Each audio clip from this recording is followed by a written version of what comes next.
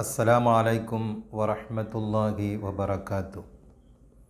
മഹാനായ അനസ് ബിൻ മാലിക് റളിയല്ലാഹു അൻഹു പറയുന്നു, അള്ളാഹുവിൻ്റെ റസൂല് എന്നോട് പറഞ്ഞു, മോനെ, രാവിലെയും വൈകുന്നേര സമയത്തും അഥവാ എല്ലാ സമയത്തും ഒരാളോടും ഒരു പകയുമില്ലാതെ നിൻ്റെ മനസ്സിനെ നിനക്ക് നിലനിർത്താൻ കഴിഞ്ഞാൽ അത് നീ ചെയ്യണം. കാരണം അത് എൻ്റെ സുന്നത്തിൽപ്പെട്ടതാണ്. ആരെങ്കിലും എൻ്റെ സുന്നത്തിനെ ജീവിപ്പിച്ചാൽ, സജീവമാക്കിയാൽ അവൻ എന്നെ ഇഷ്ടപ്പെട്ടു.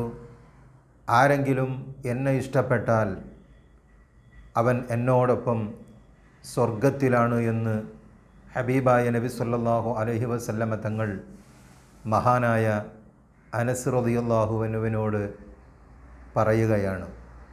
അപ്പോൾ ഈ ഹദീസിൽ നിന്ന് നമുക്ക് മനസ്സിലാകുന്നത്, ഒരാളോടും ഒരു പകയോ വിദ്വേഷമോ ഇല്ലാതെ നാം നമ്മുടെ ജീവിതം മുന്നോട്ട് കൊണ്ടുപോയാൽ അത് സ്വർഗപ്രവേശനത്തിന് കാരണമാകും എന്ന് നമുക്ക് മനസ്സിലാക്കാം.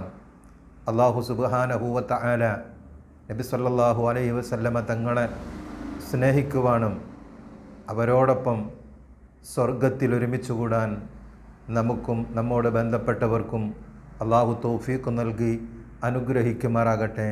ആമീൻ യാ റബ്ബൽ ആലമീൻ. അസ്സലാമു അലൈക്കും വറഹ്മത്തുള്ളാഹി വബറകാതുഹു.